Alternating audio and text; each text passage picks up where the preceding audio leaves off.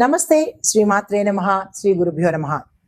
ఖగోళ శాస్త్రంలో ఈ గ్రహాలు ఒక్కొక్క చోట సక్రమంగా సంచారం చేస్తుంటాయి. కొన్నిసార్లు కొన్ని గ్రహాలు తిరోగమ దిశలో అంటే వెనక్కి వెళ్ళడము మళ్ళా ముందుకు రావడము ఇలాంటివన్నీ కామన్ గా మనకి ప్రతిసారి జరుగుతూ ఉండే ప్రక్రియలే. అయితే వీటి యొక్క ఫలితాలు ఒక్కొక్కసారి మనకి రాజయోగాల్ని కూడా కలగజేస్తుంటాయి.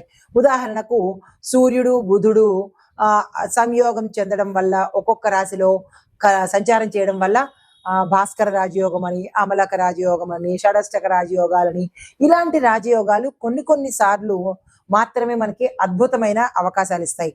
కొన్నిసార్లు సంచారమే జరుగుతుంది కానీ విశేషమైన ఫలితాలైతే మాత్రము యోగాలైతే మాత్రము మనకి కలగవు. అలాంటిదే ఇప్పుడు ఇక్కడ మనకి శని బుధులు తిరోగమనంలో అంటే వెనక్కి వెళ్లే సంచారం చేస్తున్నారు. అది జూలై 13వ తారీఖున మొదలుపెట్టి శని మీనరాశిలో తన తిరోగమన దశలో అంటే తిరిగి మళ్ళా వెనక్కి వెళ్లే దశలో సంచారం మొదలుపెట్టాడు. అయితే ఇది ఎప్పటి వరకు ఉంటుందంటే ఈ సంవత్సరం నవంబర్ 15 వరకు ఈ ప్రక్రియ కొనసాగుతూనే ఉంటుందన్నమాట. అయితే ఈ తిరోగమనం చేస్తున్న సమయంలో ఈ రెండు గ్రహాలు కొన్ని రాశుల వారికి మాత్రమే కొన్ని ప్రయోజనాలు ఇస్తున్నారు, కొన్ని రకరకాల ప్రయోజనాలు ఇస్తున్నారు. అందరికీ కాకుండా కొన్ని రాశుల వాళ్ళకి మాత్రమే. అయితే ఆ ప్రయోజనాలు ఎలా ఉండబోతున్నాయి అంటే ఎప్పటి నుంచో డబ్బులు మనకి రాకపోవడము, ఎవరు ఇవ్వకుండా ఇబ్బంది పెట్టడము, మన దగ్గర నుంచి తీసేసుకుంటారు కానీ తిరిగి మళ్ళీ వాళ్ళు ఇవ్వడానికి ఇబ్బంది పెడతారు. అలాంటి ఇబ్బందులు ఈ సమయంలో తొలగిపోయి మీకు రావాల్సిన సొమ్ము చేతికి అందుబాటులోకి రావడము. దీంతో పాటు ఈ శని బుధుల యొక్క తిరోగమన సంచారం వల్ల లబ్ధి పొందే రాసులు మనం తెలుసుకుందాము. అసలు ఈ శని తిరోగమనంలో ఏమిటి ఫలితాలు ఉండబోతున్నాయి, ఏ రాసుల వాళ్ళకి ఎలాంటి ఫలితాలు ఇస్తారు అనే అంశాన్ని మనం ఇప్పుడు సవివరంగా తెలుసుకుందాము. తదుపరి రాశి కుంభరాశి. ఈ కుంభరాశి వారికి శని తిరోగమనము 1వ ఇంట్లో మొదలైంది, అంటే 1వ స్థానంలో జరుగుతోంది. ఈ 1వ స్థానము దేనికి ప్రతీక? వ్యక్తిత్వానికి, ఆత్మవిశ్వాసానికి, ఆరోగ్యానికి ప్రతీక. అయితే ఈ యొక్క తిరోగమనం చెందడం వల్ల ఇంట్రాస్పెక్టివ్ స్థితిలోకి వెడుతున్నారు కాబట్టి స్వీయ విశ్లేషణ, మిమ్మల్ని మీరు తెలుసుకుంటారు. అరే గతంలో నేను చాలా తప్పులు చేశాను, అది నా భార్య పట్ల కావచ్చు, నా బంధువుల పట్ల కావచ్చు, ఇలాగ నేను తప్పు చేశాను, ఒకరి మాయ ఒకరి మోసంలో నేను పడిపోయాను అని మీరు మీ తప్పుల్ని మీరు తెలుసుకుంటారు.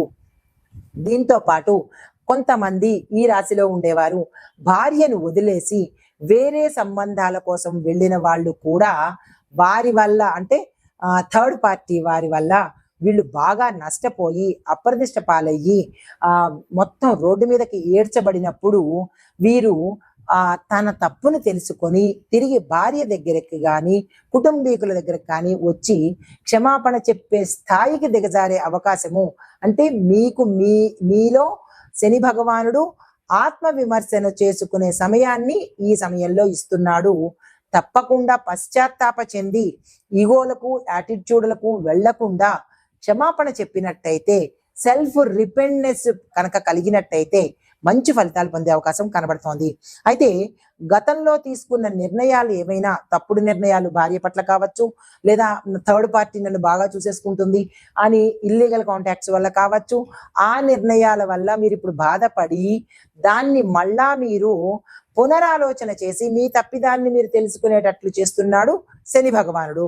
అయితే శరీర ఆరోగ్యాన్ని అస్సలు నిర్లక్ష్యం చేయకండి. అంటే గతంలో చేసిన తప్పిదాల వల్ల శరీరం పాడయ్యే అవకాశం కనబడుతోంది, అనారోగ్యం వచ్చే అవకాశం కనబడుతోంది. దాన్ని నిర్లక్ష్యం చేసుకోకండి. అయితే కొన్ని సంబంధాల విషయంలో మీరు చాలా దూరంగా ఉండాలి.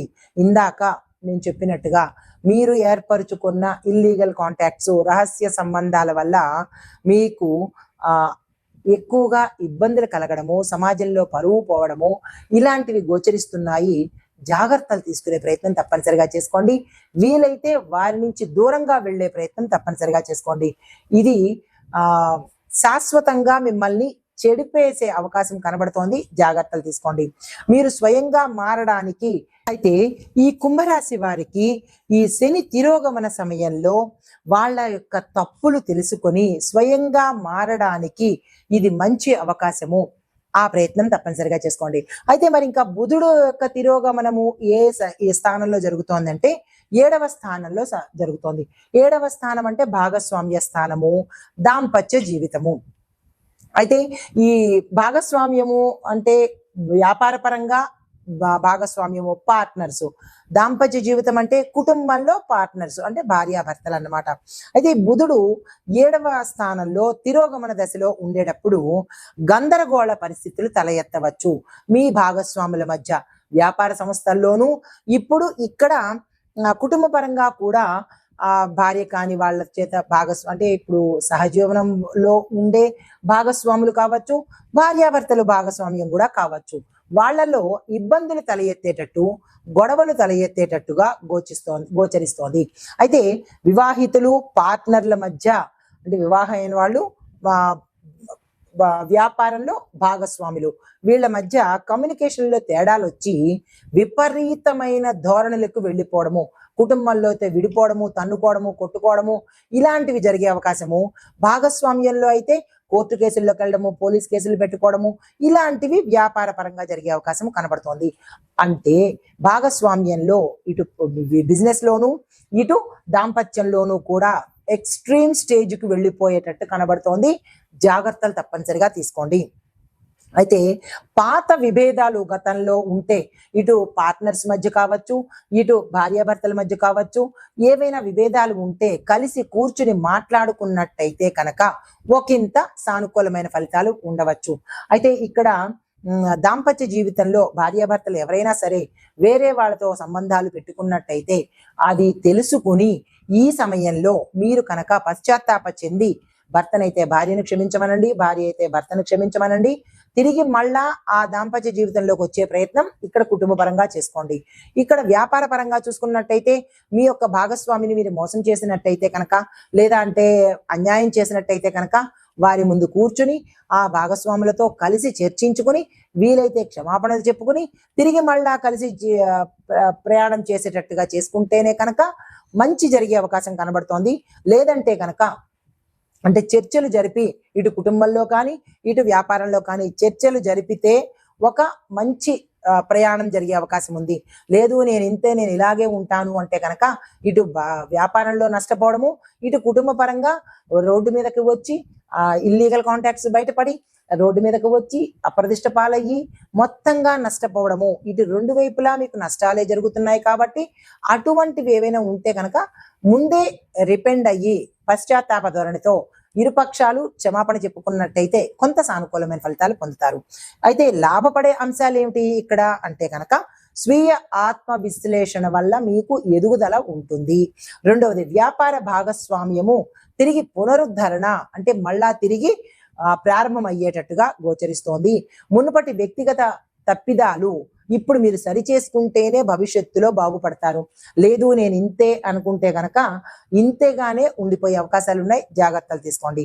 సంబంధాలపై లోతైన అవగాహన పెంచుకోండి.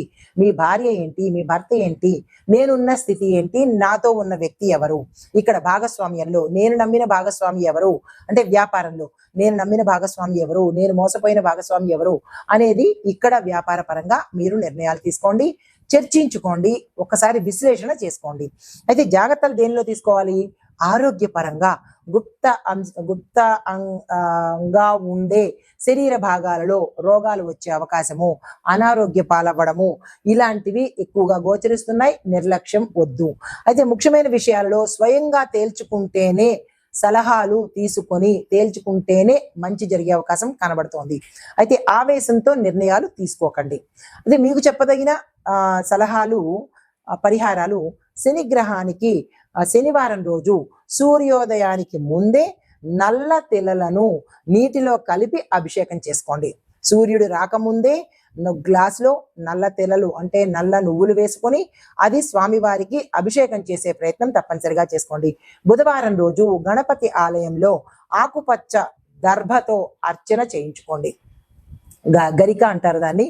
ఆ గరికతో స్వామివారికి గణపతికి అర్చన చేయించుకున్నట్టయితే ఇటువంటి విపరీతమైన పరిణామాల నుంచి ఉపశమనం కలిగేందుకు అవకాశాలు కనబడుతున్నాయి. నమస్తే.